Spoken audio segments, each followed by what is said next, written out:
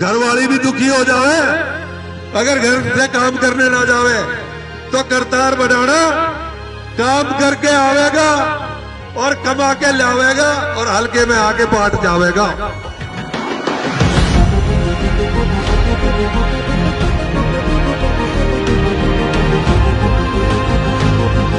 हरियाणा से तो मैं अब चुनाव नहीं लड़ूंगा, लेकिन हो सकता है हरिद्वार, पहले गढ़गंगा तक अस्थि आती थी हमारी, तो हो सकता है अब हरिद्वार आ जाए, क्योंकि यहाँ पे अगर थारी सेवा करते हुए शरीर पूरा कर जाएंगे तो हरिद्वार में ही तो बहाए जाएंगे। तो क्या पता वो वही कराना चाहता है। कहते हैं कि कर्ज चुका के जाना पड़ता है, जब तक कर्ज नहीं चुकाओगे फिर आना पड़ता है। और मैंने परमात्मा से मांगा है कि मालिक मेरे ऐसा कुछ करवा दे, सबके कर्ज उतरवा दे और सब कर्ज उतार के जाऊं और इस दुनिया में फिर दोबारा ना आऊं। अभी तो कई लोग सोचते हैं संभाल का जब मैं पहली बार गया, मेरे संस्कार है, मेरे माँ बाप ने, मेरे ताऊ चाचा ने अच्छे संस्कार दिए हैं कि बड़ों की इज्जत करनी चाहिए, सबका मान करना चाहिए, और जो किसी का मान करता है उसी का परमात्मा मान करता है। लेकिन जब मैं वहां गया, शुरू में 15 दिन पहले गया था, 15 दिन पहले गया था हल्के में, और जब मैं वो जाके प्रार्थना करता था, सम्मान करता था, माला डालता था, मेरी आदत है कि मैं माला अपने बड़ों के डालता हूं, अपने बड़ों से नहीं डलवाता हूं। तो लोग ये सोचते थे कि भाई करतार बनाना है, वोट के लिए जो है ना ये करता घूमना है, लेकिन ऐसा नहीं था। मैं सम्मान के लिए तो गर्दन कटा सकता हूं, लेकिन लालच के लिए तो आंसू तो क्या, सुई भी अपने नहीं चुभने देता हूं। तो वो बच्चे, कई बार युवा जो बच्चे थे, वो नया नया में आया था, तो वो सोचा करते थे भाई ये तो सारी बात जो है ना वोट के लिए हो रही है, लेकिन परमात्मा से मैं दुआ करता था, परमात्मा मुझे तू यहां से जिता देना। और परमात्मा ने मुझे वहां जिताया। और जब मुख्यमंत्री आए मेरे हल्के में, तो मैंने स्टेज से कहा कि मेरे भाइयों, मेरे बुजुर्गों, जब मैं तुम्हारा स्वागत करता था, सम्मान करता था, और कई भाई हंसते थे, तो मेरा दिल रोता था कि आप समझते थे मैं वोट के लिए कर रहा हूं। अरे मेरे को जन्म जन्म का कर्जा जिसे उतारना तुम्हारे आया हूं, और वो कर्जा जब तक नहीं उतरेगा तो फिर आना पड़ जाएगा, इसलिए मैं आया हूं। वोट का लालच नहीं है मुझे।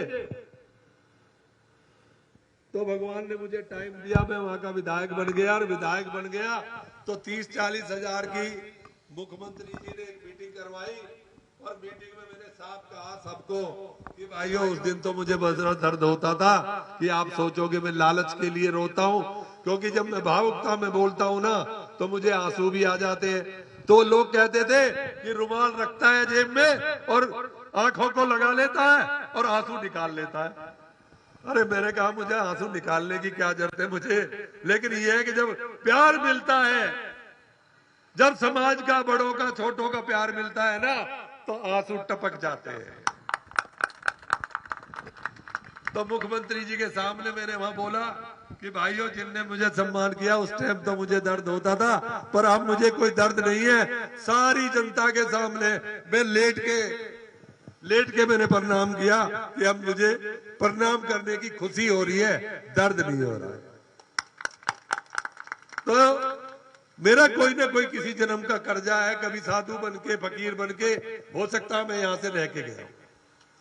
और सबसे बड़ी बात आज ये है कि हमारे सबसे बड़े किसान नेता ने भी समर्थन बीजेपी को किया। क्यों किया है? कि देश का विकास तभी होगा जब मोदी जी के हाथ मजबूत होंगे, मुख्यमंत्री के हाथ मजबूत होंगे, डबल इंजन की सरकार होगी, और मेरा जैसा चौकीदार होगा तो तुम्हारे सब हक मिलेंगे और विकास होगा इस एरिया का। देश का तो मोदी जी करेंगे, और प्रदेश का जो है ना धामी जी करेंगे, और हम चौकीदार बनके उसे कराने का काम करेंगे।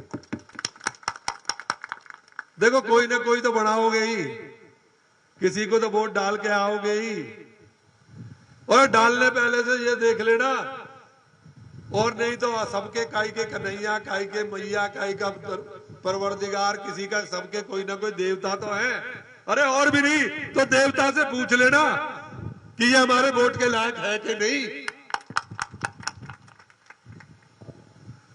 तो वो तो बात में आई। अब तो मैं आपका धन्यवाद करने आया था और आपने फिर मुझे दर्शन देके कृतार्थ कर दिया है। और मैं जब तक जीता रहूंगा, विधायक बनते रहते हैं, एमपी और मंत्रियों की करतार परवाह नहीं करता, परवाह करता है था आपके प्यार की, आपके सम्मान की परवाह करता है। और मैं जब तक भाई कह रहा था, मैं जब तक जिंदा रहूंगा, विधायक बनूं ना बनूं, बंगलौर में एक झोपड़ा जरूर डाल के जाऊंगा। और भाई से भी कहता हूं, भाई कोई ठीक से रेट की वो थोड़ी सी कोई टुकड़ा दिला दे, वहां हमेशा तुम्हें मिलने आया करूंगा। तो इसी के साथ मैं अपने बुजुर्गों के, बड़ों के पैर छू के और अपने हमूरों को प्रणाम करके और बच्चों के लिए दुआ करता हूं। और फिर से एक नारा बोलता हूं, चौधरी चरण सिंह अमर रहे, मोदी जी जिंदाबाद, धामी जी जिंदाबाद, अरे जंतर मंदिर बाबा का जिंदाबाद, जिंदाबाद, जिंदाबाद। अभी तुम संघर्ष करो।